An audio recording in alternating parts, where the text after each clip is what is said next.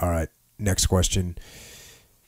Is there a way to practice, this is back to leadership, is there a way to practice the hard conversations? I'm not known for my delicate finesse. Well, I'm glad you're not known for your delicate finesse, because neither am I, generally. I'm a pretty direct guy, and I'm a default aggressive leader, I think, by nature. But that's something that, I learned from Jocko, really, is, you always use jujitsu as an analogy, and, how the direct approach, and particularly, as a white belt wonder myself, and when you're training jiu-jitsu, it's like you're going for the 3 moves that people know it's coming, and it's very easy to defend, right? So if you can set up like, I'm going for this, but then I'm going for something else, and it's that indirect approach, generally is more successful. You just talked about that with the ice cream ride, the bicycle with your daughter. So, I think that's there's so many examples of that where we see, and often that direct approach, hey, my way, do it this way, just doesn't get the job done. I think, is there a way to practice the hard conversations? 100% there is. And so many people think they're above rehearsals, role play. Those are things that are critical to SEAL performance on the battlefield. I think a lot of people don't realize that we do rehearsals and walkthroughs before every single operation, and we try to mimic that. Maybe it's when we're out training in the desert, we might even have we might lay out rocks or put tape on the ground so it mimics build. If there's not actual buildings to use for training facilities, and we have everyone stand together in their sticks, and we know who's getting on the helicopter here, and these guys are going to be on the second helicopter there. Those are the kind of things that allow people in the dark of night, when it's crazy and it's chaotic, to go to the right place, do what they're supposed to do. Everything as simple as unloading from a vehicle. Just we would practice that. We had this giant truck that we used when the IED threat started getting really bad in Iraq. Initially, SEAL assaulters were riding in the back on benches in the back of a Humvee, kind of an open bed, like a truck type back. And then the IED threat, the roadside bomb threat, started getting so dangerous that we had to put guys inside armor.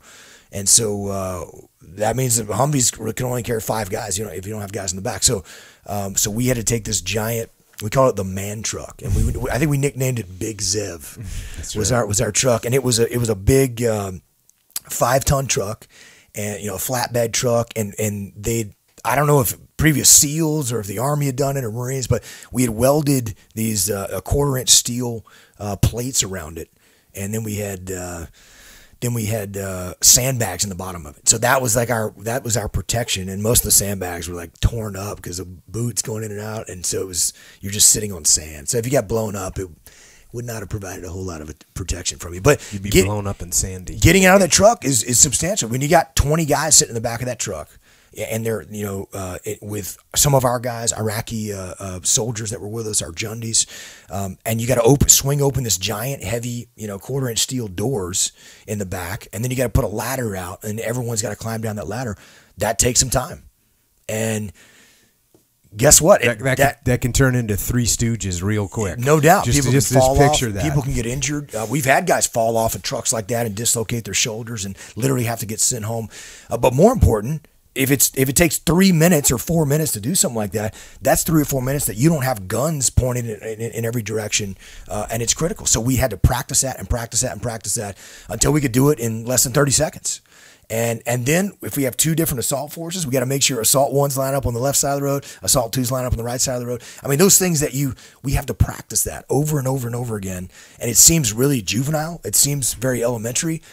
But if you took the time to practice that performance, your performance is so much better when you actually get out in the dark of night, the chaos of being in an unknown area and worried about, bad guys and where they are and all those things happening and making sure people went to the place they need to go.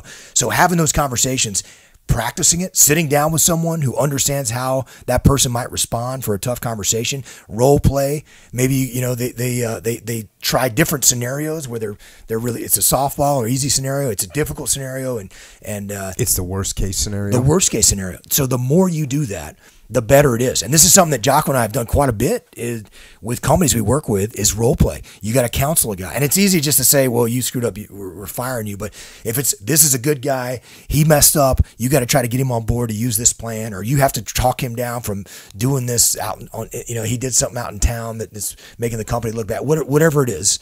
And you have to talk to them. And that role play is critical, and it makes you better and enables you to perform better. And so, yes, you have to do that. Yep. Rehearse. Yep. 3 or 4 iterations with someone dealing with in a role play scenario, they get better. You can literally see them get better. It's pretty cool. We got pretty good getting in and out of Big Zev. Nice.